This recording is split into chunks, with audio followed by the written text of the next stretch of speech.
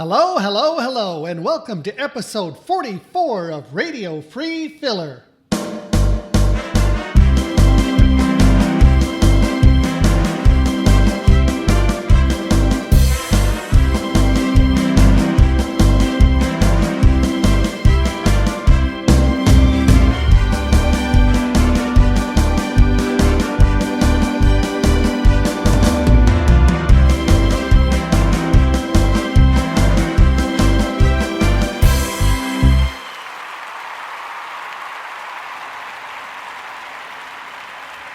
Well, here we are, all ready for our first broadcast in 2021 to take place in the spring. What? What was that? Well, never mind. As I was saying, this is our first 2021 broadcast scheduled for the beginning of spring. Did you hear that? Did I hear what? That noise. Could you be more specific? Yes, it was a noise that came right after I said that this was our 2021 broadcast scheduled for the beginning of spring. Oh yes, I heard it. Did you hear it the other times too? Yes, I did. Then why did you ask me to be more specific? Why did you make me repeat what I had said? I did it to hear the sound again. I like it. Oh, well, okay. As I was going to say, this week's show is going to pay tribute to this new season of spring. You know, it means different things to different people. What does? The season of spring. Oh, I see. You knew that, didn't you? Yes, I did. And you just wanted me to have to come out and say spring. Yes, I did. Actually, it really does mean different things to different people. For some, it's the earth's reawakening as the flowers grow and the blossoms come out. For others, it's the return of certain birds from their long trip south. Still others regard it as the season of love. Which season? You know darn well which season. Oh, you mean spring. As I said, you were referring to the season of spring. That's funny. It doesn't seem to work for me. Maybe that's why I'm the star of this show. That's a relief. A relief? What do you mean? About me being the star of this show? Well, I always thought there had to be a reason. What? Well, now you know. Anyway, there's something else about this season that I've noticed over the years. It's funny because I seem to forget it every winter, but then every year it comes back to remind me. It never fails. It isn't the flowers. It isn't the trees. It isn't even the sense of romance. So, what is it? Bugs. Bugs? Yes, bugs. You hardly ever see them outside in the winter, but once the weather starts warming up, there they are again. Bugs. Do they ever ask you, "What's up, Doc?" Not that kind of bugs. No, these are the little guys that crawl or fly or even go marching one by one. Hurrah. That's right, that kind of bugs. Well, what can you do about it? I'll tell you what we're going to do. We're going to have a new feature called Fairy Tales for Insects. Insects? It sounds classier than bugs. So it does. First off, the revelation. I was walking along Wilson Boulevard when I noticed a green leafy plant growing up through a grate beside a sunken basement window. It was the kind of sunken window through which the rain leaks into your room and makes you wonder why anyone would design such a thing. However, upon observing this green leafy plant, I was struck by the thought that I was actually the giant on top of the beanstalk, and that a very small Jack would eventually climb up and steal some of my stuff. In fact, this may have already occurred, which would explain why I can't seem to locate my magic singing harp, or the stacks of gold, or all those other riches that were mentioned in the version of the fairy tale that I heard, but most of which I probably don't remember.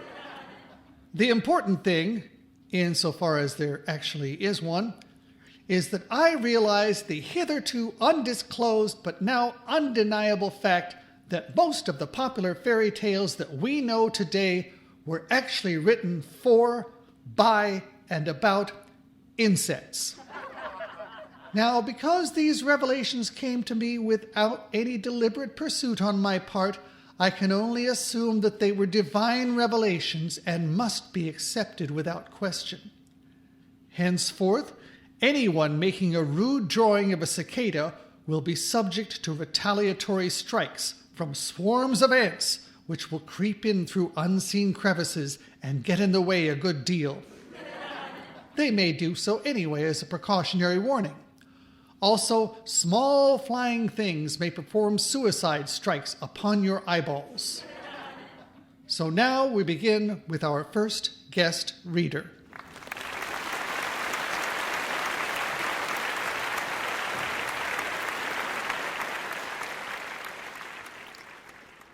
Once upon a time, there was a psychotic little tailor. Maybe it was his diminutive stature that warped his personality. On the other hand, his stature was diminutive only in relation to that of other human beings. He was still much larger than a mouse, and even a house cat, and of course he towered over ants and beetles. Still, he perceived himself as little. He was probably just a jerk. There is a dubious psychological advantage in the self-perception of being little. Everything becomes a challenge, and every achievement takes on a greater magnitude, no matter how trivial. An ordinary win becomes a major triumph, and an ordinary loss is simply another in a long series of unfair outrages. There is no bully like a self-perceived avenging victim. In addition to being psychotic, this little tailor was also lazy. Too lazy to install screens in the windows of his workshop. Ordinary curtains would have helped, but even a thin diaphanous fabric barrier would have provided sufficient demarcation between the tailor's interior workspace and the natural world. However, the indolent, self-important little tailor simply couldn't be bothered with such an ordinary nicety. And so it came to pass on one unfortunate day that an innocent family of 7 houseflies happened to drift within arm's reach of this psychotic tailor. The result was immediate and merciless, for the tailor simply lashed out impulsively and struck the entire family dead with a single stroke. There was no time for negotiation, no time for apology, just instantaneous death.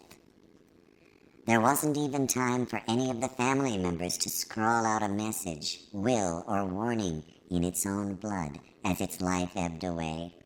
In one terrible blow, it was all over. In the case of an accident or natural disaster from which there are no survivors, the story would normally be lost or forgotten, especially when there were no detailed accounts. However, this wicked and unrepentant murderer actually paraded himself all around the town, boasting loudly that he had, in his own words, killed 7 at a blow. The news of the slaughter spread rapidly, and it soon came to the attention of some human beings in positions of authority. However, the criminal governing mechanisms were so corrupt that the murderer was hailed as an achievement. Instead of punishment, the tailor received another murderous assignment, and it is our understanding that he prevailed in this one as well. Even if he'd failed, it is of no concern to us. Sooner or later, the worms will get him.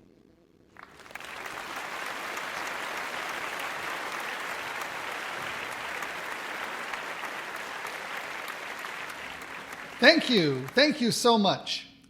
Now it's time for a special guest performer who will read his original story, Me and the Beanstalk.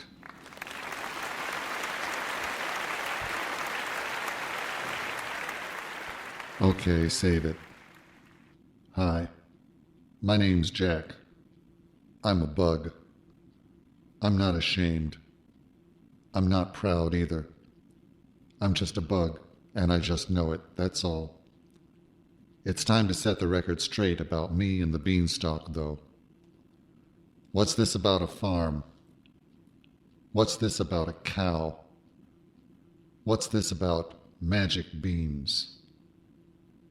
Anthropomorphic projection, that's what it is.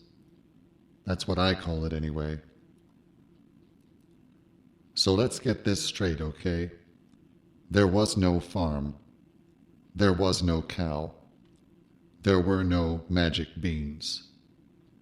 I mean, if I had a farm, if I had a cow, do you really think I'd trade in exchange for some magic beans? Do you think I'm a schmuck or something? Well, I'm not a schmuck. I'm a bug. I'm not ashamed. I'm not proud either. I'm just a bug, and that's all you can say about it. There was a beanstalk, though. They got that part right at least. I did climb that beanstalk too, right up to the top. You know what I found on that beanstalk? You want to take a guess? I'll tell you what I didn't find.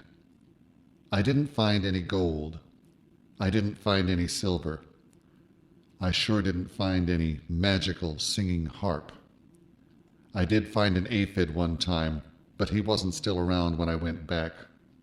I never could figure out what it is with aphids. I'll tell you what I mainly found. Beans. Just beans. They were pretty good beans as beans go, but there was nothing magical about them. I should know, because I ate 'em. Don't get me wrong, I didn't eat 'em all at one time. There were several trips involved, and it was over a number of days. I didn't even eat every last bean. I just nibbled a bit here and there, and eventually, once you get going, well, I did eat a pretty fair amount of bean. I can't lie. Actually, I could lie, but I'm not gonna. After all, I'm no storyteller. I'm a bug. I'm not ashamed. I'm not proud either. I'm just a bug, and I like to munch on a little bit of bean now and then, so sue me. Oh, and while we're at it, there was no giant. There was just some guy. He might have been a farmer, or a gardener, or maybe he was just some guy who had a bean plant. Anyway, he sure didn't try to chase me, or catch me, or anything stupid like that. I'm not sure he even noticed me. After all, there were some other plants around. I couldn't tell you if they were also beanstalks or if they were some other kind of plant, because I was busy. Busy eating bean. Anyway, that's my side of the story. I made a bunch of trips up and down this beanstalk, and I nibbled on some beans, and I didn't think anything of it. At least, not until I got wind of the fairy tale about it. I'm not going to sue for royalties, though. What do I want with royalties? I don't need any royalties. I'm just a bug, and that's all there is to it.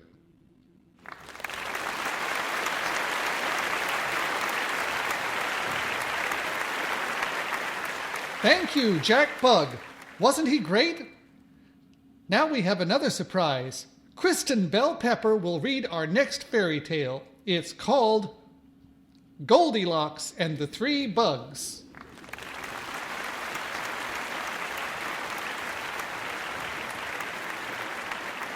Hi, everybody. Once upon a time, there was a pampered little girl named Goldilocks. The name kind of says it, doesn't it? Anyway, she was the only daughter, in fact, the only child, of a couple of ignorant brunette parents. They weren't so ignorant that they didn't know where babies came from, but they had no knowledge of dominant and recessive genes. So out pops this blonde baby girl, and the wife has no explanation. She tried invoking the miracle child gambit, but the husband never quite bought it. The marriage was never quite the same after that, so Goldilocks wound up being an only child. In order to compensate for, or perhaps to help guarantee, their lack of further intimacy, both parents threw themselves into their work, and the result was that they became quite wealthy. However, their lingering discomfort with Goldilocks' origins gave them feelings of guilt, so they lavished her with a lot of unnecessary gifts. They built, or paid a construction company to build, a little cottage for Goldilocks in the woods at the far edge of their property.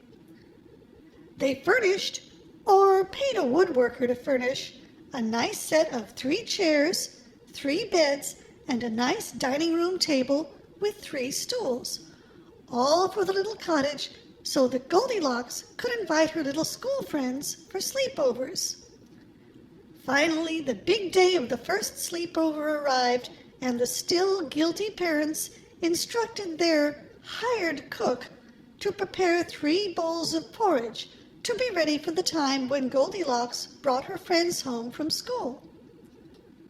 Unfortunately, Goldilocks came home alone. She had no friends. It's understandable. When your parents are away working all the time and don't demonstrate any socialization skills, and you end up telling all your classmates that you're a miracle baby, you won't find many other kids who will want to spend time around you, let alone attend your sleepover. Anyway, Goldilocks came home alone. She was embarrassed to tell her parents that the sleepover would be a bust, so she just went to her little luxury cottage all by herself. She sat down in the first chair. It was neither too hard nor too soft, but Goldilocks was in a bad mood, so she smashed it against the wall. Then she sat in the second chair. It, too, was perfectly all right, but Goldilocks, still bitter, threw it out the window. After this, Goldilocks realized that if she kept getting rid of her furniture, she wouldn't have a place to sit, so she finally settled into the third chair. Not surprisingly, it was just right. After sulking for a while, Goldilocks turned her attention to the bowls of porridge that were waiting on the dining room table with the 3 stools. Without even trying a spoonful, Goldilocks declared that the porridge in the first bowl was too hot, and she threw it on the floor. Then Goldilocks took the second bowl, summarily declared it to be too cold, and threw it on the ceiling. Sure enough, after hitting the ceiling, the bowl and most of the porridge fell to the floor. Goldilocks hesitated at this, for her mostly absent parents had failed to explain to her the concept of gravity. After a while, Goldilocks decided to ruminate on the third bowl of porridge and sat down to eat. However, it turned out that this third bowl of porridge was not only just right for consumption, but it was also quite suitable as a sort of wading or swimming pool for a family of 3 bugs. Goldilocks took one look at the 3 bugs swimming in her bowl of porridge, and with a mighty cry of, "Ew!" she ran out of the cottage, never to return. It's just as well that she never got around to trying out the beds, since they had been taken over by weasels, wolverines, and skunks.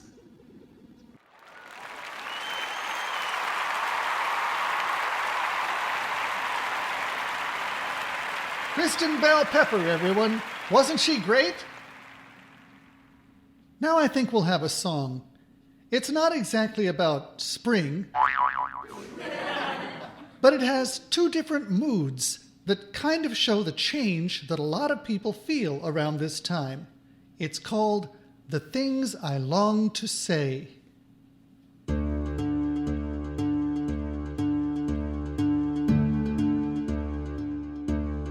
There are things I long to say to you, and yet you won't believe they are true. It seems there's nothing I can do. My heart is pure, but my name is you.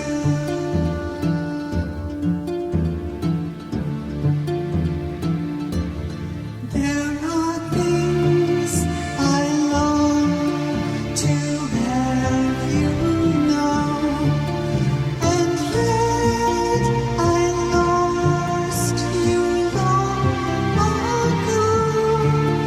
My dreams are gone, my soul is blue, my heart is pure, but my name is you.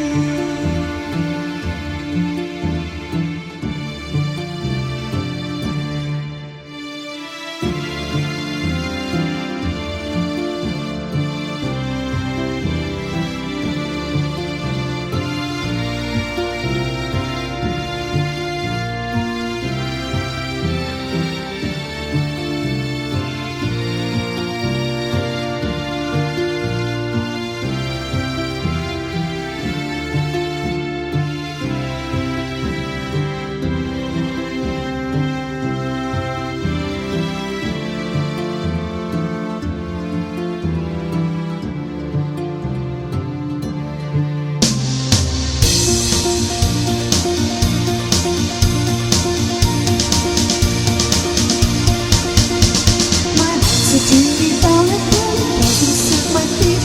They want to dance a tango with the beat, polka beat. And all the people stop and stare and you believe it's true. Whenever I begin to say the things I long to say to you.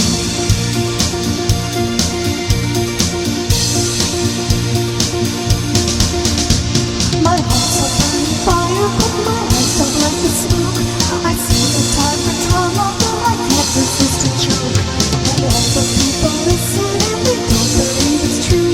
That's just the way it goes with all the things I long to say to you.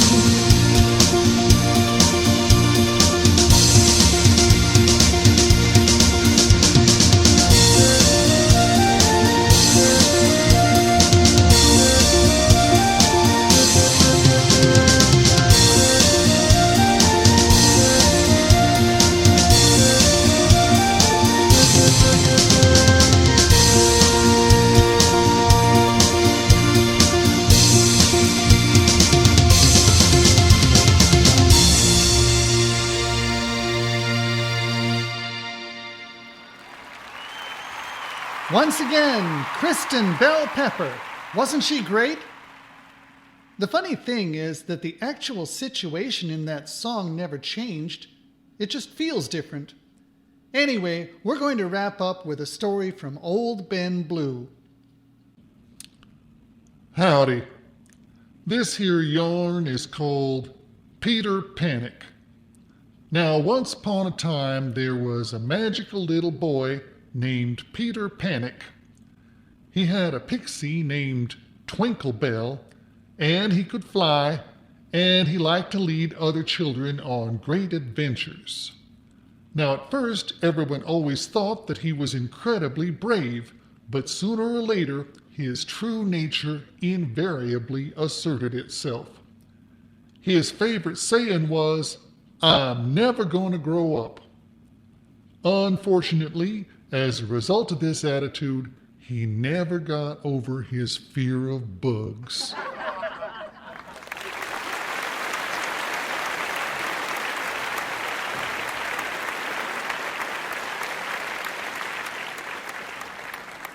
Old Ben Blue, everyone. That was kind of short. Maybe we'll give him a longer piece next time. Anyway, speaking of next time, thanks for listening and tune in again for the next installment of Radio Free Filler.